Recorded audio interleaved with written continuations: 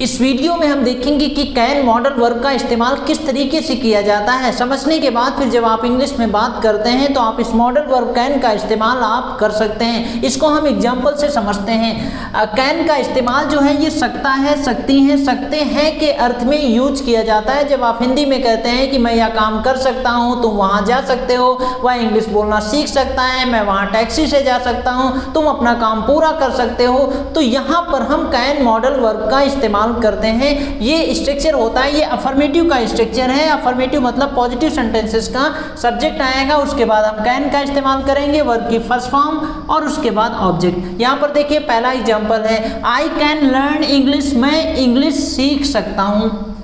I can learn English, मैं English सीख सकता हूँ। I can go there by bus, मैं वहाँ बस से जा सकता हूँ। पहले हम अफर्मेटिव बताते हैं, फिर नेगेटिव में आपको बताएंगे। I can go there by bus, मैं वहाँ बस से जा सकता हूँ। You can complete, complete verb की फर्स्ट फॉर्म हो गई। You can complete your task, तुम अपना काम पूरा कर सकते हो।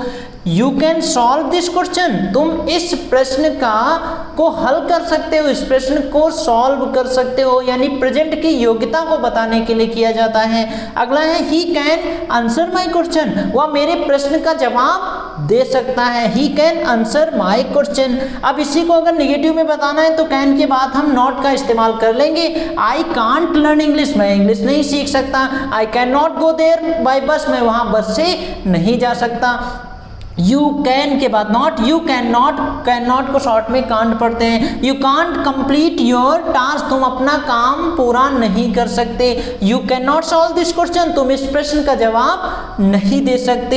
He can not answer my question, वह मेरे सवाल का जवाब नहीं दे सकता। इसी तरीके से अगर आपको इंट्रोगेटिव बनाना है तो इंट्रोगेटिव में जो है क्वेश्चन वर्ड जो होता है वो स्टार्टिंग में यूज करते हैं इंट्रोगेटिव में। तो अगर आपको बोलना है कि तुम इंग्लिश कैसे सीख सकते हो, how can you learn English speaking, how can you go there, तुम वहां कैसे जा सकते हो। How can I help you, मैं आपकी मदद कैसे कर सकता हूँ। What can I do for you, मैं आपके लिए क्या कर सकता हूँ। इस तरीके से आप क्वेश्चन वर्ड को स्टार्टिंग में लगा सकते हैं। How can I learn English, मैं इंग्लिश कैसे सीख सकता हूँ। How can I go there by bus, मैं वहां बस से कैसे जा सकता हूँ। How can you complete your task, तुम अपना काम पूरा कैसे कर सकते हो। How can you solve this problem, तुम इस समस्या का समाधान, इस सवाल को कैसे हल कर सकते हो।